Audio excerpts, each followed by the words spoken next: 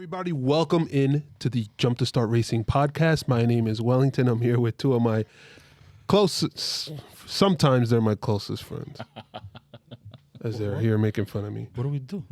Ruben, say hello. We just push it. What's going on, guys? Yhancy, Hi. very enthusiastic as Like always. How are you guys' weekends? Too short. Yeah. I'm boring. But it's good that we're short because it's race week. Whoop whoop. Yes. It's not that do it. 3-week break that we had before. Felt like an eternity. That was too long. Speaking of too long, 3-week break, etc., the FIA and F1 have announced some calendar changes due to some of the travel restrictions regarding Turkey and the UK and just being able to get in and out of there without landing on a quarantine list. So the Turkish Grand Prix is out because of, the red zone list, whatever, etc. So now what we're going to do is this is going to be a change. It was supposed to be Turkey the weekend of June 11th, 12th, 13th, taking place on the 13th. And then I think a 2-week break. Oh, sorry, I have the actual calendar here. Then it was supposed to be, a 2-week break with France, our favorite track, of course, taking place on June 27th. Should have just gotten rid of that one. Completely. But now the French Grand Prix has been moved up to June 20th, and they added actually a fan favorite track. Austria is going to get a doubleheader. It'll first be the Styrian Grand Prix on June 27th, and then the Austrian Grand Prix on July 4th. Happy Independence Two Week. good races. Yes. Yeah. Two good races, because What do you guys think? So, Turkey was originally supposed to replace Canada. yes. And now That's why they brought it Turkey's, on. yeah, so now Turkey's out too. Turkey's out because the UK, obviously most of the teams are based out of the UK. So the UK added Turkey to a red zone list, meaning that if you travel from that country coming back into the UK, you got to quarantine for 2 weeks, which would obviously not work for any of the F1 teams because they're probably they'll come in for a week and then leave the next week or something like that. I don't know the exact schedule, but obviously it's too slow. Or people wanted to go home or whatever. Correct. So now we get a calendar change. They moved up the French. to Yeah, the they 20th. moved it. They moved it up Little 1 bit- week. 1 week, which Yep. messes up Roman Grosjean's run. Yep. He was supposed to have he can still do the practice session, the FP1. Yep. But he can't do the showcase run on Sunday because there's a race for IndyCar that weekend, and obviously, he has to participate in that. He actually got did pole pretty good position this weekend and came in P2. P3, right? P3. No, he came in P2, and he didn't win the race because there was a mishap in the pit. But Roman Grosjean's doing well out here in the States. Good for him, man. Yes, sir. Everybody was collectively happy about that. So by also moving the French up, we're going to have now 3-race week. So 3-week race. So what was going to happen? The original schedule showed Monaco 2-week break to Azerbaijan, Baku, and then a 1-week break to Turkey, and then a 2-week break to France. So now it'll be Monaco 2-week break to Baku, 2-week break to France, and then Styrian Grand Prix, and then Straight though. straight through. It'll be a it'll triple be the header, Styrian Grand Prix, French, Styrian.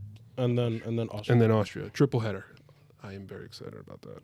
Yep. Those feel normal now, considering because now this week felt weird because you're used to the back-to-back races. Yeah, Especially since last year. It's last year. that was awesome. And now you don't get that, so it's like that week in between is like doo-doo-doo. Come on, Yhancy. You think we should have a back-to-back in Barcelona? No, Oh, No, okay. I didn't say that. But Nobody that's wants what just Don't happened. put words Nobody in my wants mouth, bro. But you just said that. Chill, bro. The only thing that's a little weird is that if you go to All the right, F1 so they app, can have a back-to-back in Barcelona, but they'll take out that last chicane for the second weekend. For the second week. the only thing that's a little weird is that you go to the F1 app, you go to the F1 website, they still have the old schedule up. So they updated the whole thing, everybody put out articles. We're talking about it now, a few days later.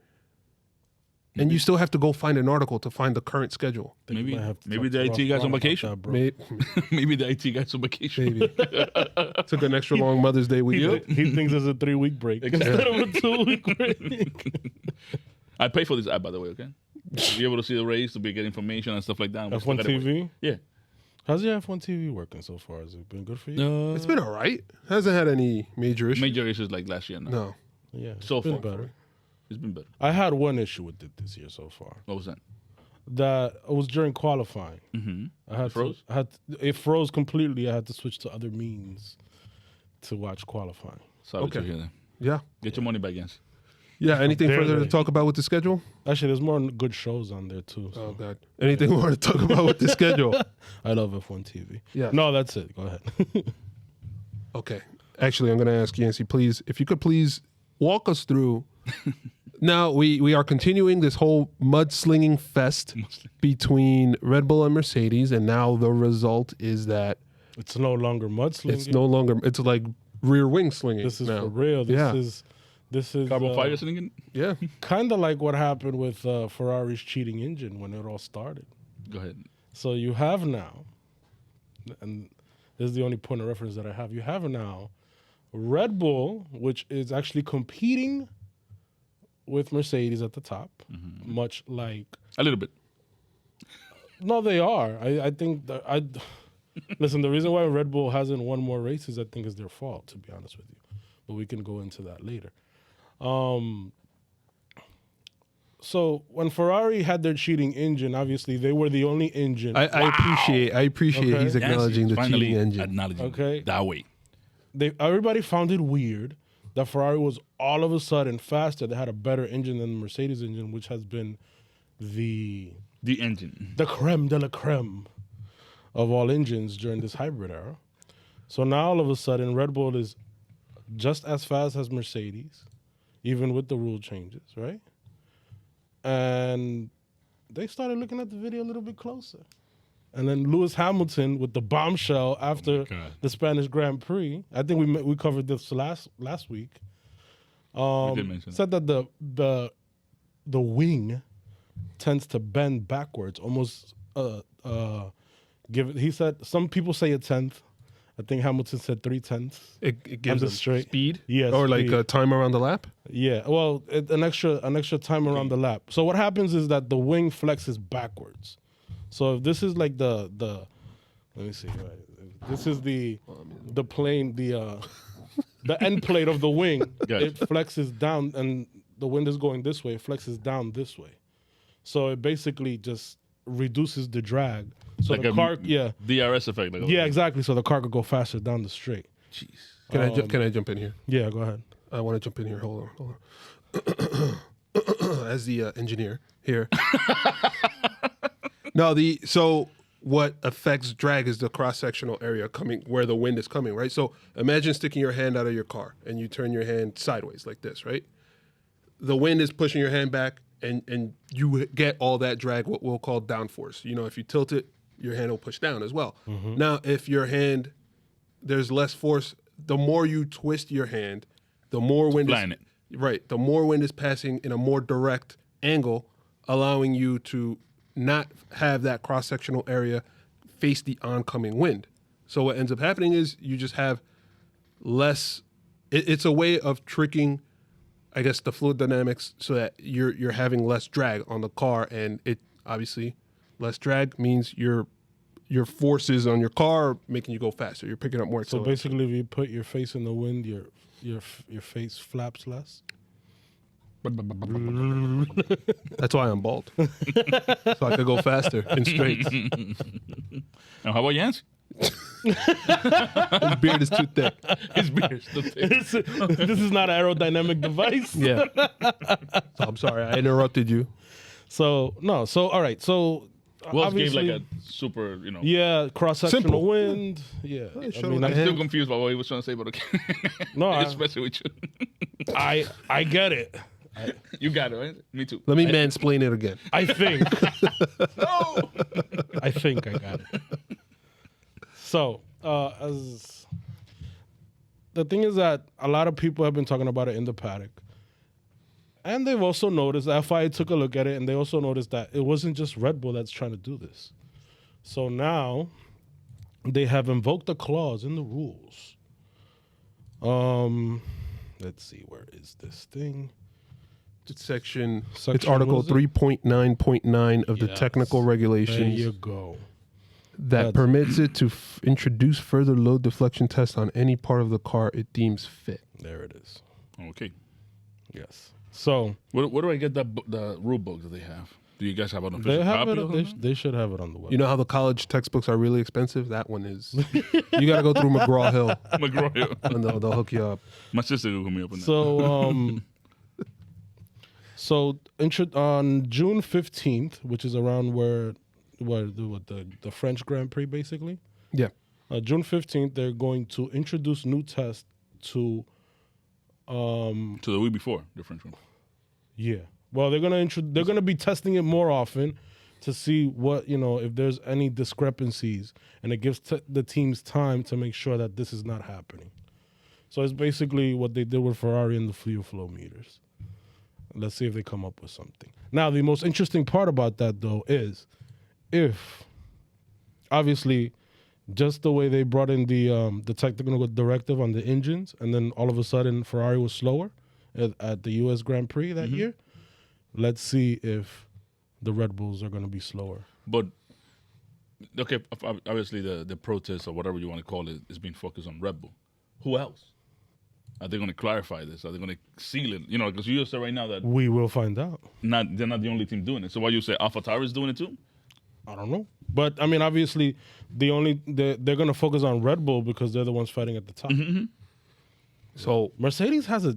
Will it They affect do- McLaren? I'm talking about Yeah, but Mercedes is like on politics, yeah. on strategy. Now they got to push all these other areas because there's a threat. But no. I'm sorry, but what I'm saying is but they're still fast. So you come on with The Red something. Bull. No, not the Red Bull, but I'm talking about Mercedes. Like, for example, the cheating engine with Ferrari made them develop the engine to catch up. Without cheating. So. You know what I'm saying? Without cheating, so they made it to compete. Now Red Bull comes up with this thing. Obviously, Red Bull needs to get, like we always say, the complete package to be able to win these races. And Mercedes is still there. Come get me. Like And I think I hope- and I'll be honest with you, they haven't been the fastest car every weekend, and they've won 3 out of 4 races. So out of 3 out of 4 races, they've won it. Most of them have been, I think 2 of them on strategy. so, what I How just got much did we use to praise Red Bull for their strategy? How they looking all the time. they were top notch. and we would even say that they were better than Mercedes at some Yep. point. How's that looking this year? I just hope that we don't get like a book in 10 years saying juice, how the Mercedes engine was on the juice, or steroids and stuff like that. Yeah, I was just thinking about the same thing. Right? You imagine that? That would be really crazy. So what I want to point out is that That'll be great for Netflix.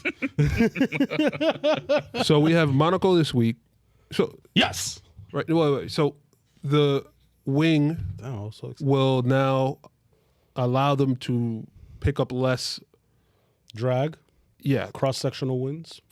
No, what I'm trying to say is that they'll be able to shed. They won't be able to shed the drag as much on the straights, right? So you have Monaco, not really going to be an issue. Azerbaijan, that's huge. Definitely an issue. That's a huge bonus towards Red Bull. I think most of that track is a straight. Yeah, but then look at this. After when the testing starts coming into play, Which is like the week after Monaco. France, that's a lot of straights there. Yeah. Austria ×2. You need your high speed. You need your low And France is a Mercedes track. your low downforce. Austria could be a Mercedes track. What's after that? Silverstone. Yeah, so there's a potential where They're all high-speed tracks. Red Bull could be really screwed if this is really giving them an advantage. Can you You imagine know what, even, man? We're even going that they through thought this about right that? now, right? We're going through this right now. And they've literally brought this up at the time where the schedule is going to favor them. Imagine they had picked it up for Azerbaijan too. Like, Dude, I'm just saying this could not have been any better timing. That's what I'm saying. Bravo, Could you imagine, Mercedes. Could you imagine if Mercedes even thought of that? Like, how do we twist this around so it could always favor us, but like let's do it this week, so there's no time to do it this weekend. Blah blah blah blah blah, and it could fall in our lap. Dun, dun, dun, dun, dun. I don't know. they're even champions at politics. Or are we thinking about it in reverse? Would it be better if they have a higher downforce setup and then they lose? I don't know. It's going to be this whole year is going to be a lot of fun between these two teams. Yeah, on and off the track, especially off the track. Very exciting. Yeah. So Because honestly, the first few races have been very good just because they have been able to fight each other at the top. Regardless of who's won, they've all been entertaining. Even a boring race like, what was it? Portugal. They still made it kind of interesting. Or even Barcelona. Barcelona, of all races, which we thought was going to be a snooze fest, was actually an interesting race because we had that battle at the top. Ugh. Ugh. Yeah. And some overtaking too. Yeah, believe it or not, man. Speaking of the ongoing Mercedes Red Bull situation,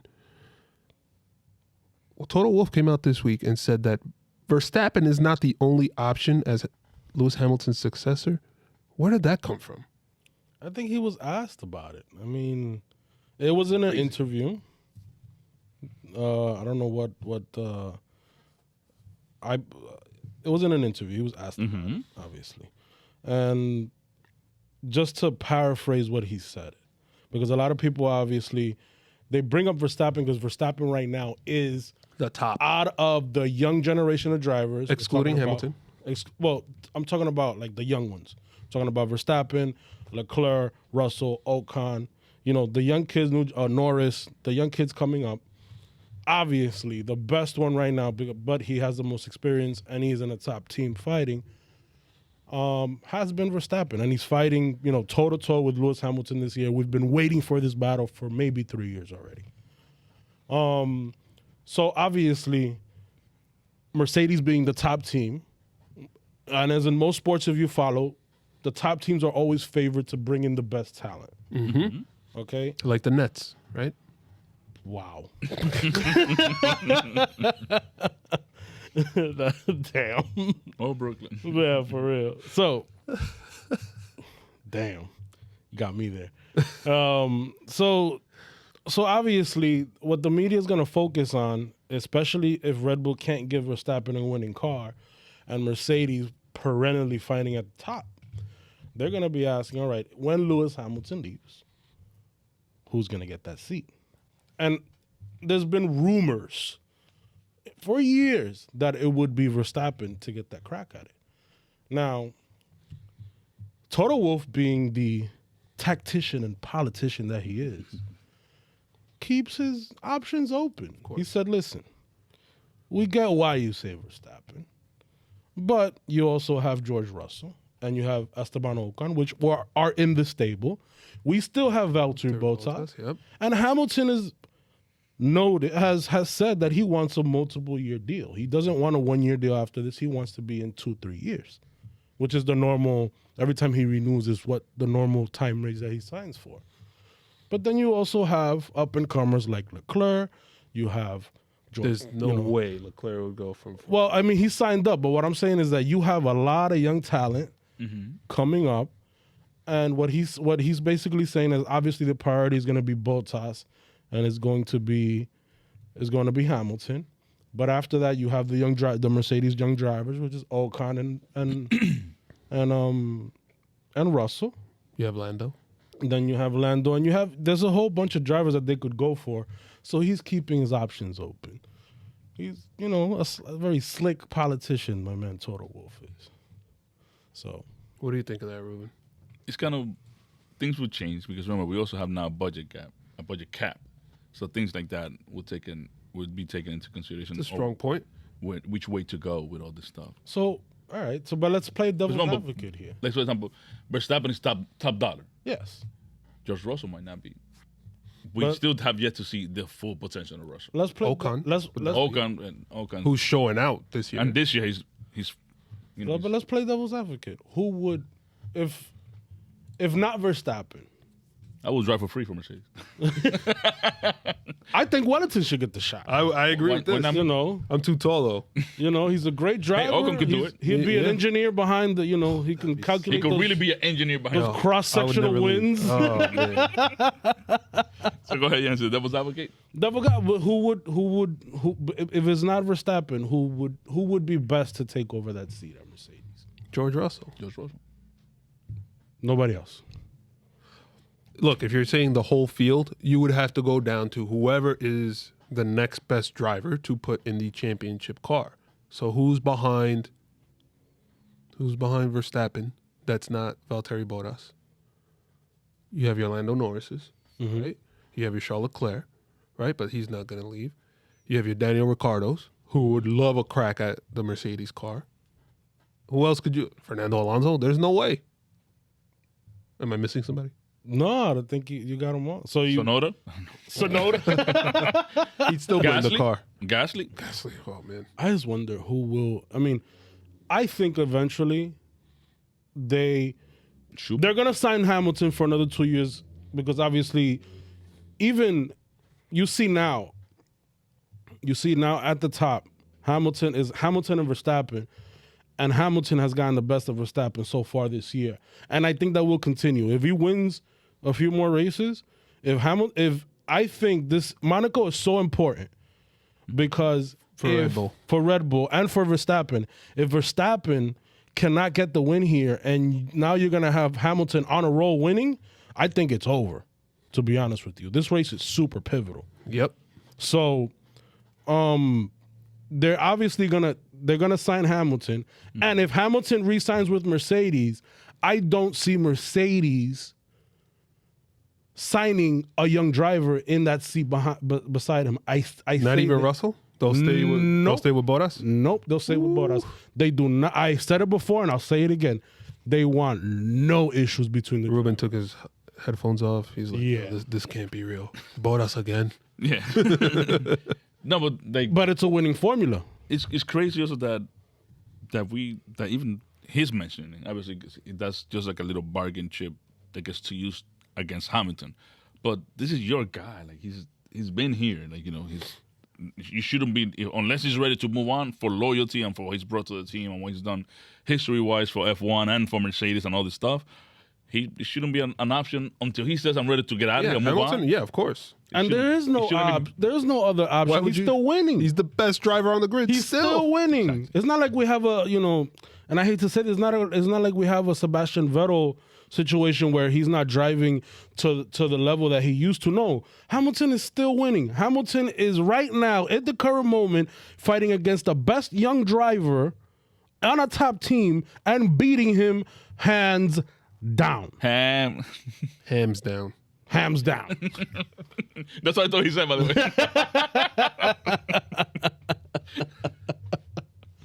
So listen, man.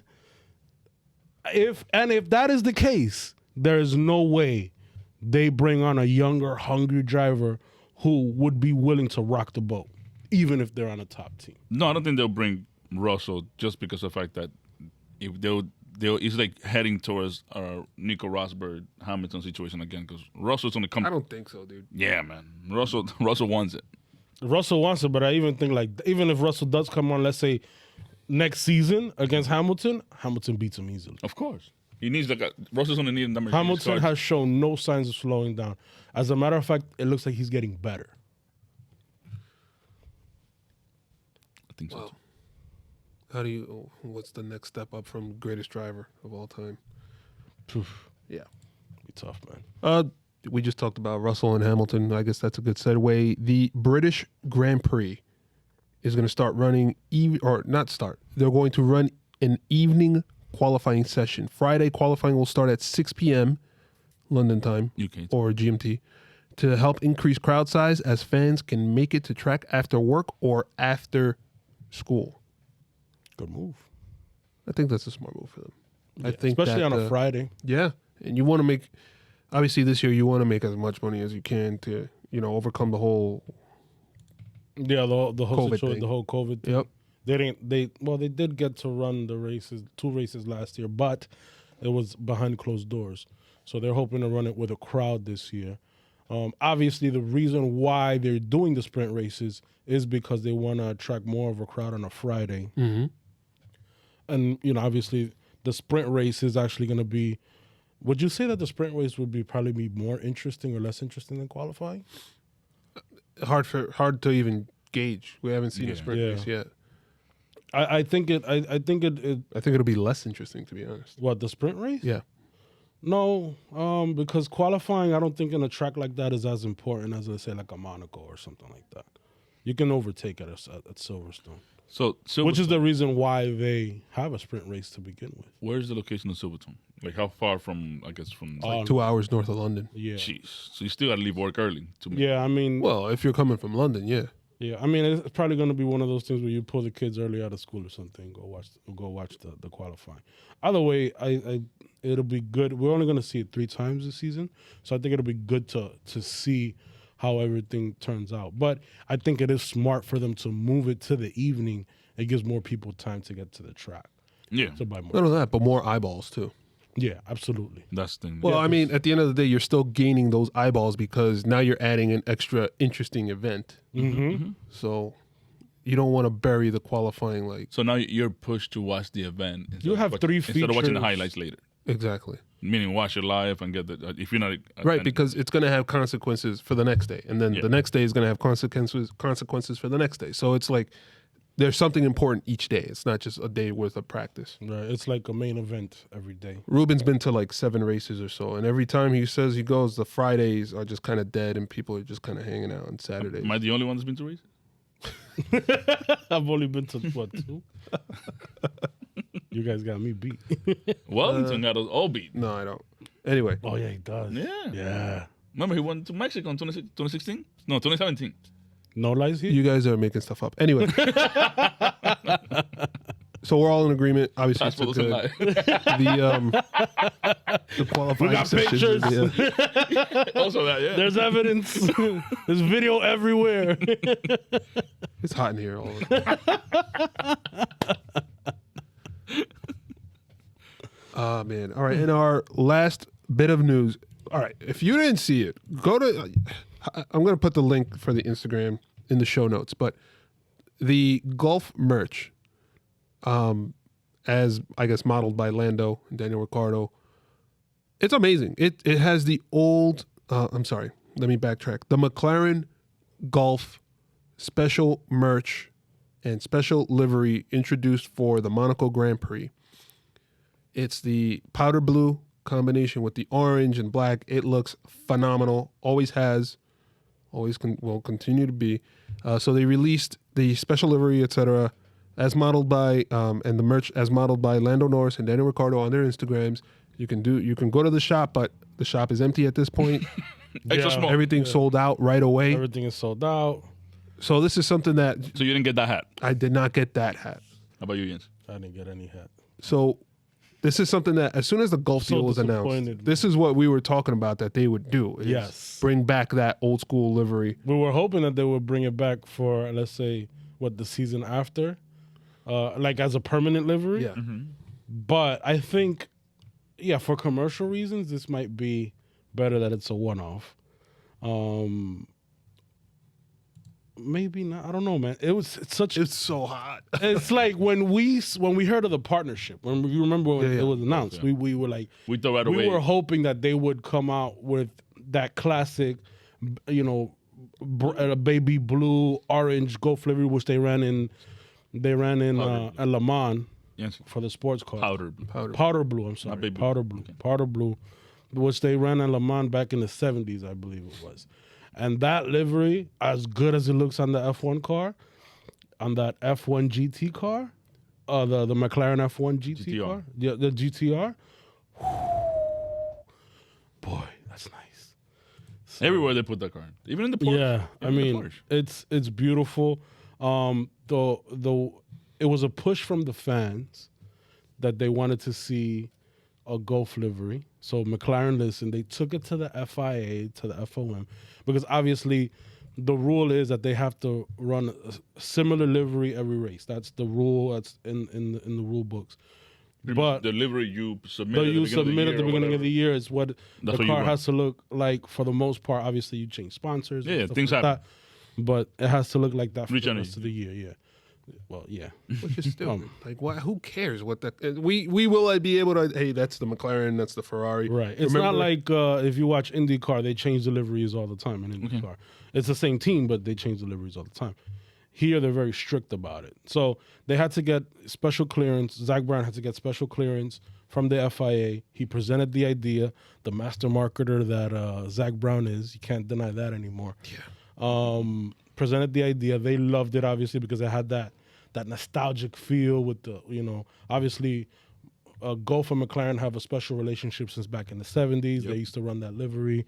Especially, it was mostly in sports cars in, Le Mans or in the endurance series. But for them to bring it to F1 as a motorsport fan, dude, it's special, man.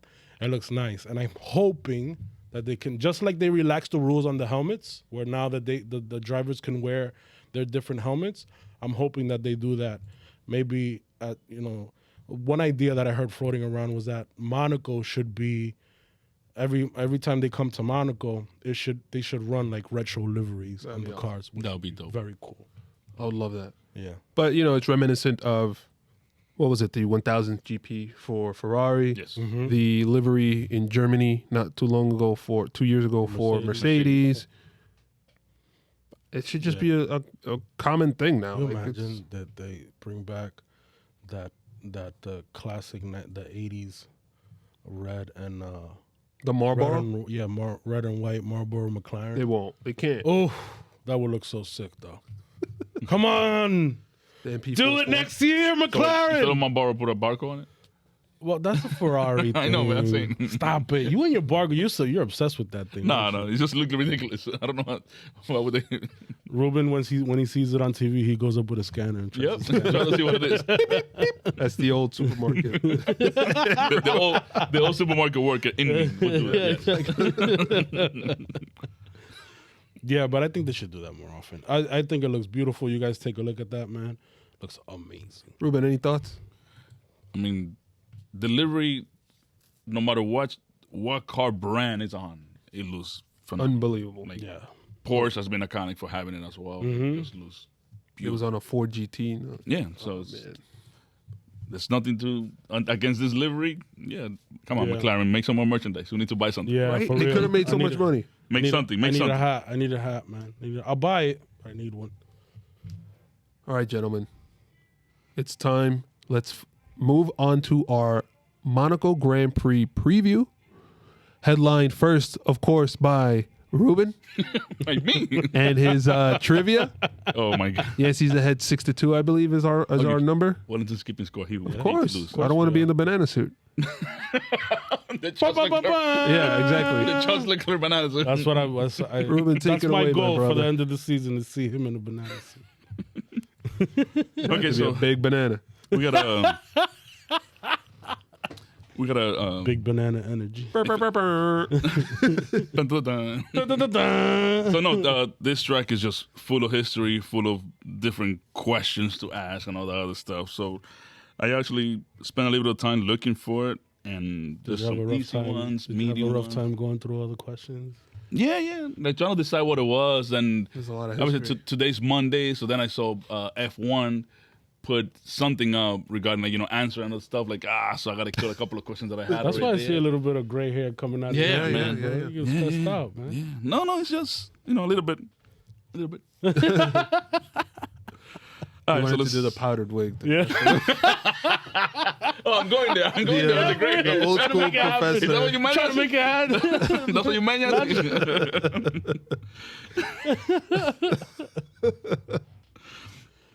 Go ahead. Let's do it. All right, let's go to an easy question. Yeah, What? I'm ready. The buzzer. About to buy some buzzers. Who is known as the King of Monaco? La Senna. Yeah. No, yeah, it is. Come on, It is, bro. it is, You it is. serious? It is. That was an easy one, by the way. That's a super easy one. Let's go with a medium one that I think is a medium one. No, you know what? Let's go to another easy one. Let's just go back. How many times have the Rosbergs won at Monaco?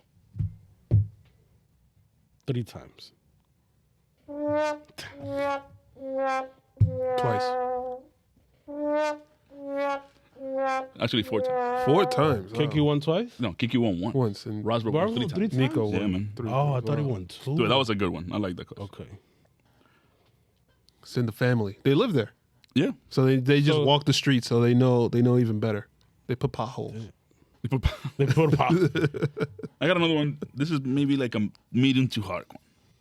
Name the only driver to win back-to-back Monaco Grand Prix with different constructors. Wow.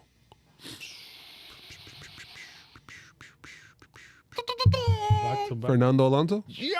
What? Yo, where did you get that from, Wells?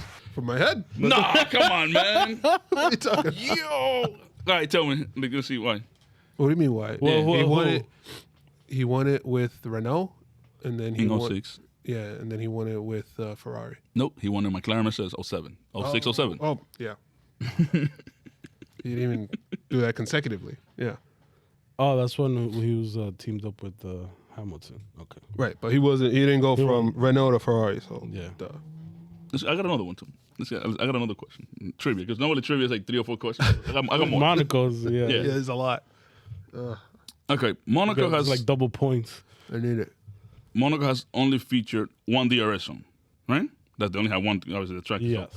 Can you name the other circuit on the calendar with just one DRS zone?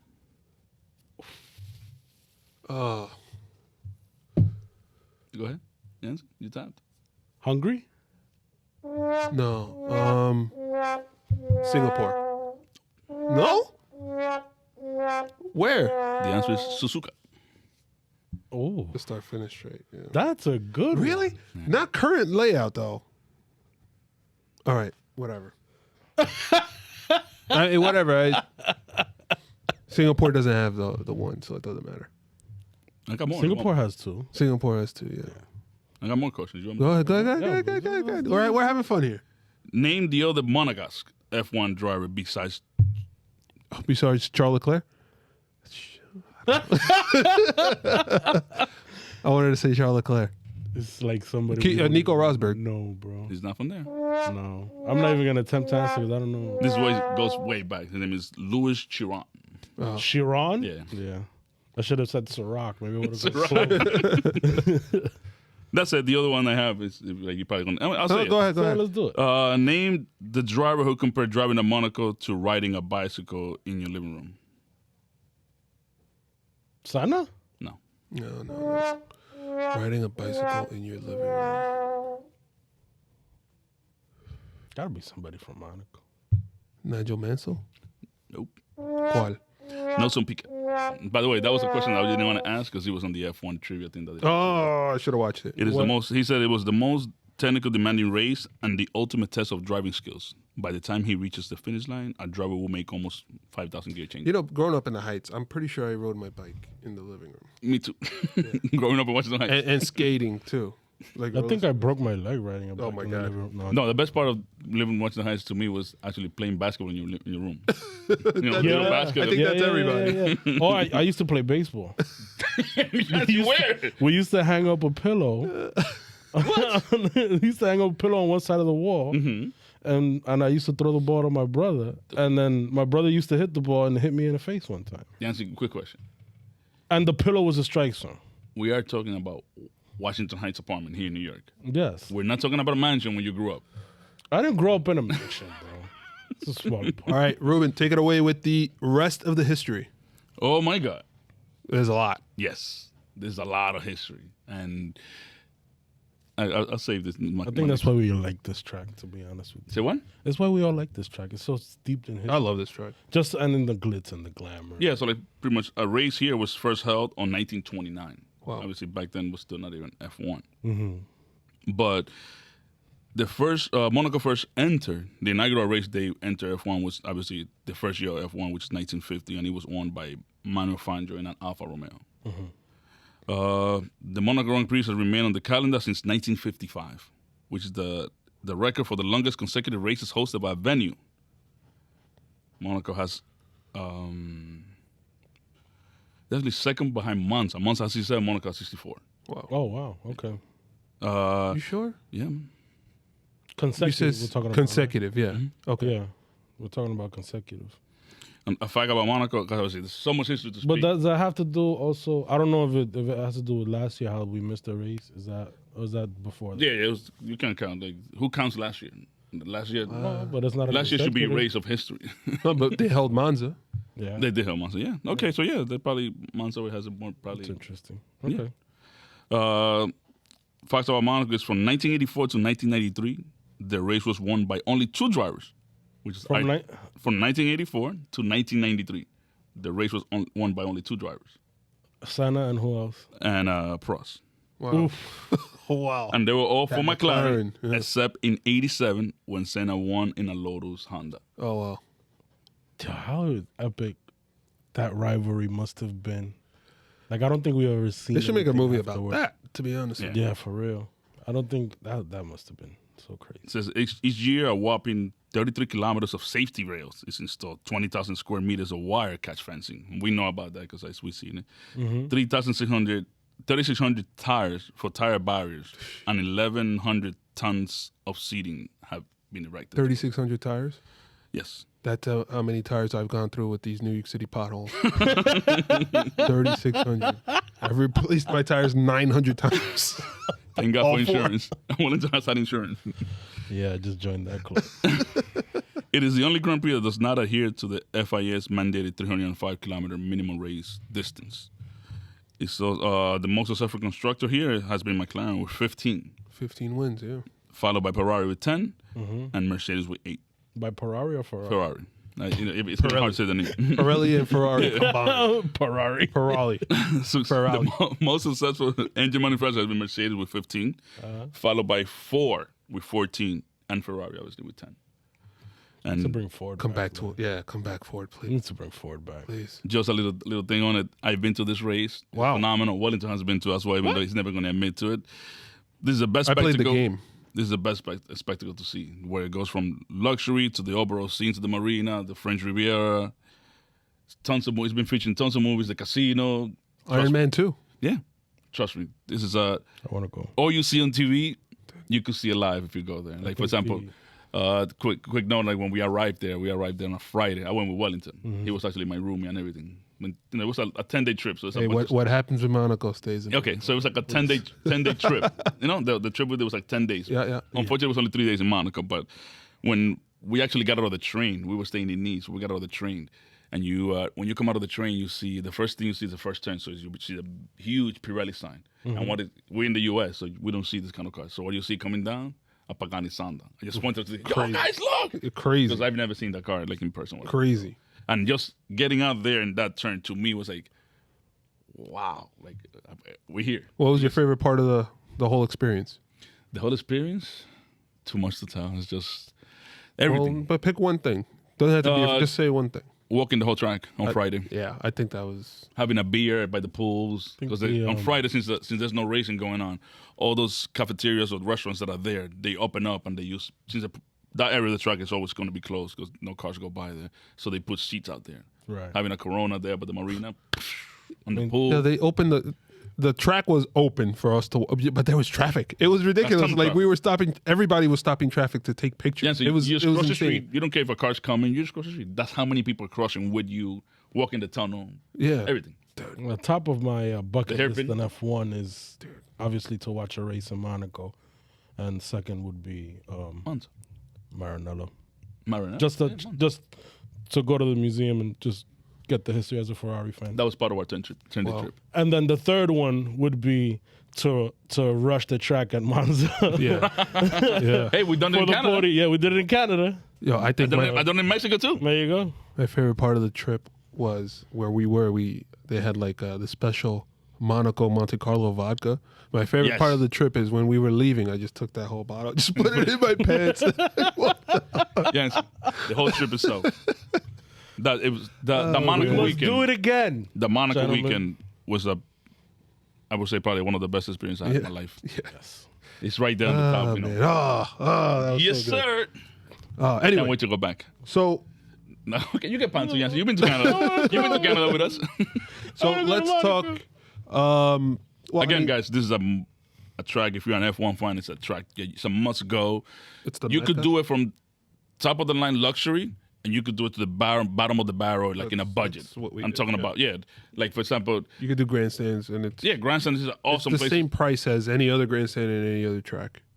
And so we got there. We were working the track on Friday. Or you can take your own chair and chain it to a Exactly. tree. So part of the, I don't know how you call them those mountains there, but then that you could see the whole track from up there, and people were changing the chairs just to see the race the next day. That was even things like that. That's part of the experience. That's part of the history of it. Yep. The grandeur. I mean, it's just and we're gonna have fun regardless where we are. So yeah, but Monaco is definitely up there. Whether from the balcony that we saw it from, or sneaking in, or whatever. Right. So I'm going to bring up the map on the screen for those that are watching on YouTube. Are you going to point out where we're watching? No, I'm not. But okay, on the hill. A little bit. No, but you guys can see it's a tight track. It's a little even. Is that Rivazza? Is that what they call Rivazza? No, I have no idea what you're talking about. The hill that you could do goes up. So Beau Rivage, Saint Beau Rivage. There you go, Beau Rivage. That's it. We're not French. It's an accent. Well, you got to know the corner. No, but I'm saying it's an accent. How you gonna say it properly? It's an accent. It's one of the few tracks that every corner has a name. Yes. Yeah. So it's even a little misleading on the map. It's much tighter. The walls kind of close in on you really quickly. If you want a good sense of what it feels like, play the video game, because it is damn near impossible, unless you're an expert, to be able to make it clean around the track without hitting the walls. Ruben can't even lift up his finger and hit the table. But wait. It's even tougher running Monaco in the game in the rain. It's ridiculous. Well, obviously. No, I'm talking about in the game running a normal is super it's tough for normal. Yeah. So now if you happen to not play around with the settings in the game, and you happen to land on Monaco on the rain, you're done. Yeah. Not even the first corner. Yeah. But it is because the city has not obviously evolved. You can't make track changes to the city. You can't just demolish buildings, whatever. It just has maintained its historical, I guess, tightness. It has not evolved with the cars and with the speed of the I guess the sport itself. So it is known as obviously the tightest. You have to have the most amount of downforce. They make changes to the steering so that you can come all the way across. Just for that one corner. Just for the for the hairpin. Yep. Hairpin. Got a picture of this. Yeah. You come around a chicane that's at a pool. Can't really say that for many tracks. It is a challenge in and of itself. But what's important is that the qualifying on this track kind of really dictates where you're going to finish on Sunday, because it is so difficult to overtake, right? Yes. Except if you're Rebel and Daniel Ricciardo. And Charles Leclerc, when he was dive bombing everybody 2 years ago. Also, yeah. He was actually very impressive before that happened, but yeah. I mean, yeah, all those races you're taking, they're good until you crash. They're fun. They look like fun until you crash. So, all right, let's go into predictions, right? So, Yhancy, you were talking previously about Max Verstappen really needs to show out on this track during this race weekend. Yes. You want a qualifying position? As much as we love Monaco, the race is never that fun unless there's rain or something like that. Or drama. Yeah, I mean, like when Daniel Ricciardo lost his whatever. He lost his part of his gearbox. MGUK, not the gearbox. It was he had a brake balance issue. I think it was that what it was. But anyways, it's not a very interesting race because where you start is usually where you finish. So the highlight of the weekend is actually qualifying. So, unless you're there. Well, I mean, it's different. I'm just talking about a fan watching. Mm-hmm. The highlight of the weekend is usually qualifying. And obviously you watch the race just to see what's going to happen. My predictions for qualifying, Hamilton, Verstappen, Bottas. Wow. I don't, Hamilton is on a roll.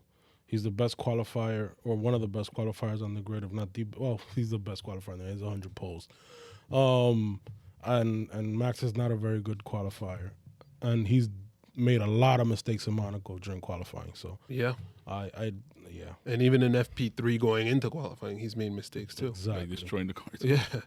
So yeah, I don't see Verstappen beating out Hamilton, but I do see him beating out Bottas. Ruben, what do you think? I think I go along the lines of what Yhancy has said, and obviously what we said about Verstappen. So I would say Hamilton, Max, Perez. Hamilton, Max, Perez. Why Perez? Perez is seasoned guy, and he's on a much better car. I'm just throwing some positive energy there to see if he could come up with some positive energy. to see if he could do a little better in this car.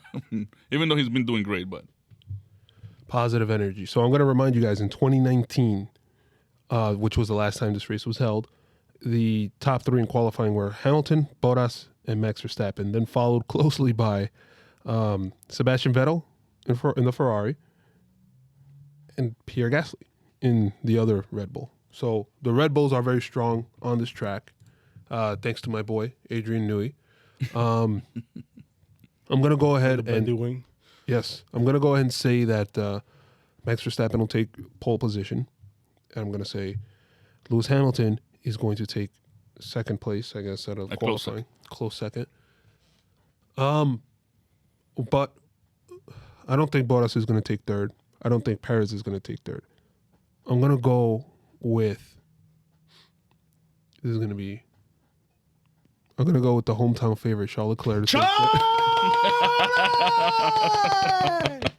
Woo! What's up, Wells? I mean, he's gonna have like his whole family watching from like a balcony or something. My better next, do something. My next question was gonna be who's fourth and fifth. So I struggled thinking about this race coming into it. I struggled between Leclerc and Daniel Ricciardo. In 2019, Daniel Ricciardo placed seventh in qualifying. For third? Yeah. Wow. Okay. Placed seventh in qualifying with a Renault that was not at the top of its powers. Mm-hmm. So I think that, and he's won there. He almost won his first time there. He did win another time after that, 2018. Was it 2018 or was it 2019? the pit stop? Yeah. Gone back? No, 2018 he won. Previously, It I was forget.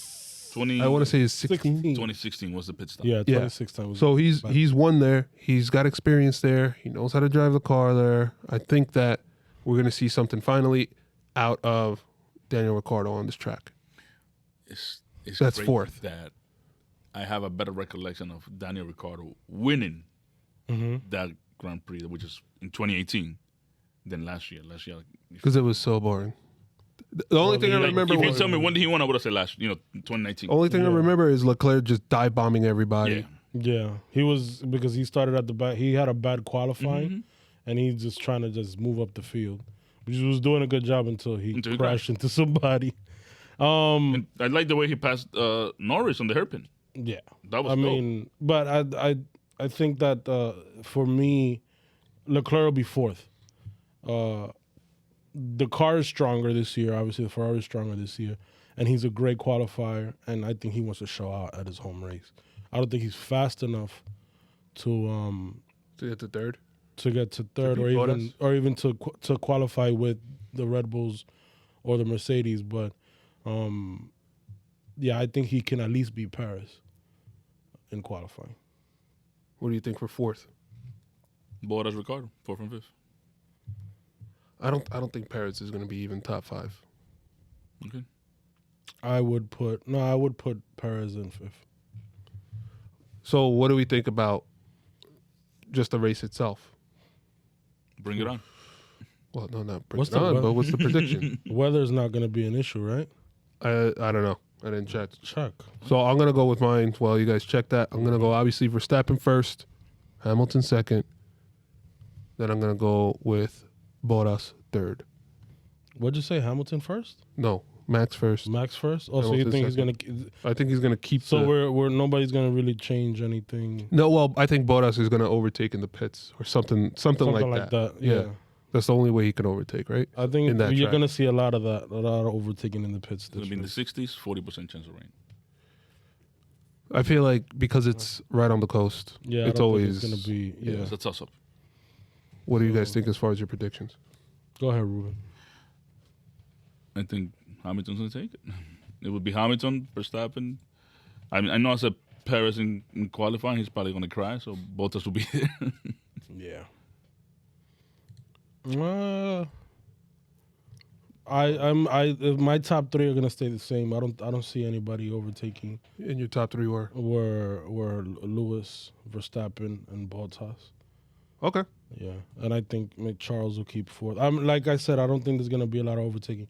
If it's very close, then what you're going to see is a DRS train, basically. So you're going to have to overtake in the pits. Whoever the faster car is. That DRS is not long enough, and it's right off of a chicane itself. So it's not. You're not going to be able to pass. Yeah, you're not going to be able to pass anybody. It's just, it is what it is. It's Monaco. It's tight. The cars are big. The cars are long. Qualifying is the crown jewel of the weekend. But if the weather is affected by weather, or you have some safety cars, things could get interesting. But we'll see. So then that begs the question: what lap is Mazepin going to crash in? Fifth. Fifth lap? You think he'll make it all the way to the fifth? I hope so. How are you, Yhancy? I'd say 23. I think he's definitely going to crash at some point before the race, like during the practice sessions or qualifying, and then he's going to crash again during the race. It's 23, lap 23. We'll give him a quarter of the race because it was 66 laps or something like that. That's like 70. Yeah. Well, it's actually, let me see, it's 70. 78 laps. Yeah. I was going to say 77. So, all right. So, look, after this race, what you guys were talking about before, if Verstappen does not come through in this one, next race is Azerbaijan. There's no way. I can't see the Red Bull beating the Mercedes in Azerbaijan. Well, if the Bendy wins. They got the Bendy wing still. You don't think the Bendy wing? Wellington is not convinced that the Bendy wing gives him an advantage. It might be a nice little battle. It might be tight. There's Azerbaijan, then there's France, then there's Austria. In France, it's just the aftermath of the investigation. In Azerbaijan, I think McLaren is going to give Red Bull a run for their money. You think so? Wow. Wow. Oh, man. Anyway, all right. They're Anything doing else, that well, boys? huh? Long straight, DRS, Mercedes engine, cars quick. All right. Ricardo Well, before back in form. Before we head out, I want to make sure to mention our socials. Number one, we're on all podcast platforms, or on many podcast platforms: Apple Podcasts, Spotify, Google Podcasts, iHeart Radio, TuneIn, and Stitcher. We're also live on YouTube. Hi, everybody. You can find us on @JumpToStartF1 for Instagram and Twitter. Make sure to hit us up. Make sure to follow.